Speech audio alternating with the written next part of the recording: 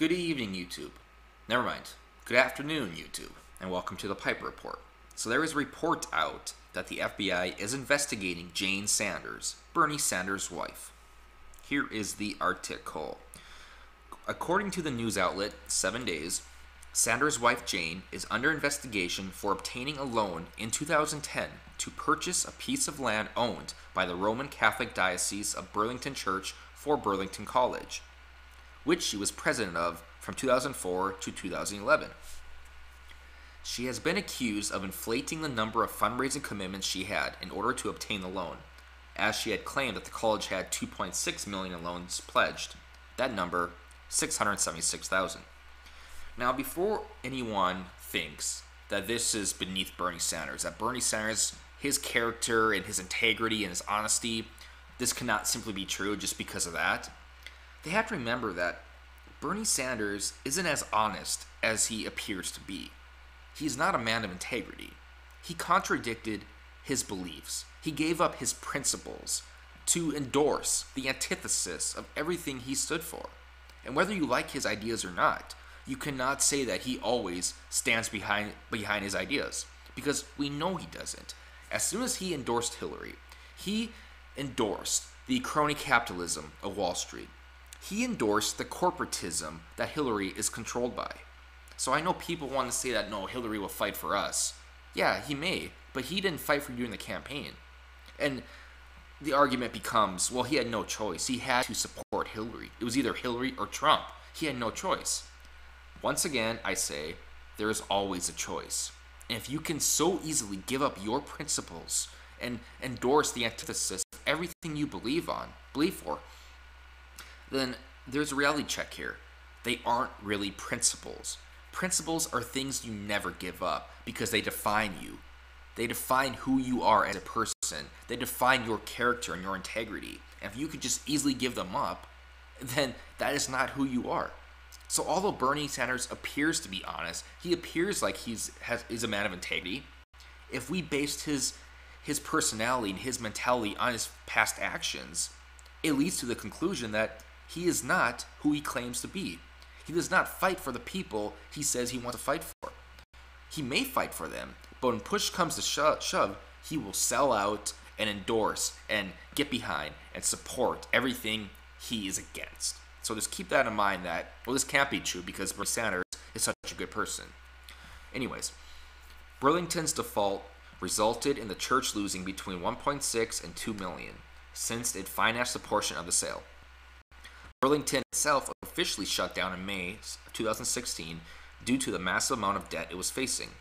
The FBI has been tight-lipped about the investigation, but 7 Days talked to people who had been involved with the college, including Carol Moore, the last president of the college, who told the publication that the FBI had asked her, was there any collusion between Jane Sanders and the bank? Did she falsify records in order to get a loan from the bank? Jeff Weaver, who was Sanders' campaign manager, dismissed the allegations as a Republican hit job. I wouldn't know it was a Republican hit job. Why Republican? Wasn't the DNC who literally screwed over Bernie Sanders during the campaign of the election? Or didn't they work in collusion with Hillary Clinton behind Bernie's back to make sure she was the nominee? Come to think of it, the whole election, I don't know if there's really any Republican... I don't think there were any Republicans really against Bernie Sanders to the degree that they were actually manipulating polls and manipulating certain facets to try to destroy Bernie Sanders' campaign. So I think this would be more of a Democratic job, to be honest, as opposed to a Republican job. If we really want to get back again to the past events, I mean, we know the DNC was corrupt and they screwed over Bernie Sanders. So I wouldn't really jump to a conclusion that this is a Republican job. I'd maybe look closer to home first. In the middle of Bernie's presidential campaign, the vice chair of the Vermont Republican Party asked for a federal investigation of Burlington College.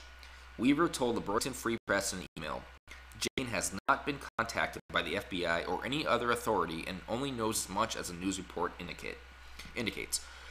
Jane served as president of the college from 2004 to 2011. In the 5 years following her departure, the college experienced major turnovers in leadership, staff, and its board of trustees. Hillary Clinton's campaign had compiled news stories regarding the allegations about Omir Sanders and the college. Okay, right here alone, back to my point that Republican hit job, this sentence right here, I think that also kind of contradicts that, doesn't it? Hillary Clinton compiled news stories regarding the allegations. So, again, Bernie, you should look closer to home, or Jeff Weaver, I should say, not Bernie. Look closer to home. I wouldn't trust the people in your own party, just like you shouldn't have trust them during the election. Just like Bernie Sanders should not have trust Hillary and endorsed her after he dropped out. Joe Cunningham writes at Red State that clearly the FBI was going to be an albatross around the Democrats' neck in 2016, even if Sanders had won. Although Clinton's actions were far worse. Well, yes, that's self-explanatory. The investigation seems very young right now, so there isn't a whole lot that's out there. But the speculation and the evidence in the article linked above do not paint a good picture, writes Cunningham. While it may be that she's not guilty of anything other than being incompetent at her job at the college, also evidenced by the fact that they ousted her in 2011. Oh, there should have been a comma there. Looks like there's going to be a but or an or somewhere. But yeah, like I said, this isn't, you're innocent until proven guilty, so I'm not saying she's guilty here. I wish people would take that model more accurately here, innocent until proven guilty, but they don't nowadays. Nowadays we want to profile someone right away and either dismiss them as innocent or condemn them as guilty before even the facts are out. But either way, this may be this could really be huge against Bernie Sanders. I think his hardcore supporters, though, won't believe it. Even if facts did come out that it was indeed true, they would still support him because they believe he is a man of principle, despite him contradicting that during the election by endorsing the antithesis of everything he is against. So, I don't think it'll have much effect on Bernie supporters, but it will have effect overall on the general public.